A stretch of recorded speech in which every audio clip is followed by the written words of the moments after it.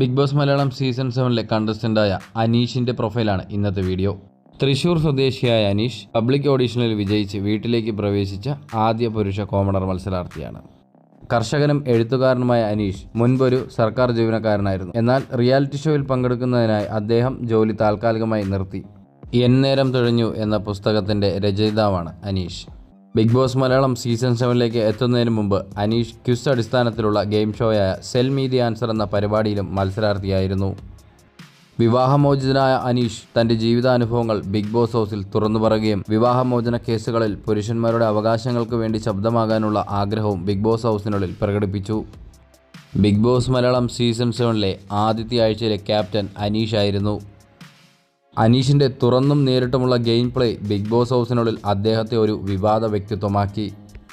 Big boss ഹൗസിലെ സഹമത്സരാർത്ഥികൾ അദ്ദേഹത്തെ പ്രശ്നക്കാരനെന്നും ശ്രദ്ധ നേടാനുള്ള ശ്രമം നടത്തുന്ന വ്യക്തിയെന്നും വിശേഷിപ്പിച്ചു. സഹമത്സരാർത്ഥിയുടെ മരിച്ചുപോയ ഭർത്താവിനെക്കുറിച്ച് അനീഷ് നടത്തിയ അനാവശ്യ പരാമർശത്തെ തുടർന്ന് ഹോസ്റ്റ് മോഹൻലാൽ അദ്ദേഹത്തിന് മുന്നറിയിപ്പ് നൽകി. തുടക്കത്തിൽ ബിഗ് ബോസ് ഹൗസിൽ കൂട്ടുകെട്ടില്ലാതിരുന്ന അനീഷ് പിന്നീട് ഷാനവാസുമായി സൗഹൃദത്തിലായി.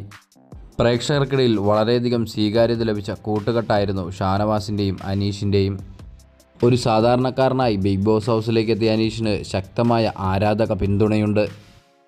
കഴിഞ്ഞ ദിവസങ്ങളിൽ സഹമത്സരാർത്ഥികൾ അനീഷിന് വീടിന് പുറത്ത് PR ടീമുണ്ടെന്നും അതിനായി അദ്ദേഹം തൻ്റെ കൃഷിഭൂമി വിറ്റുമെന്നും ആരോപിച്ചു.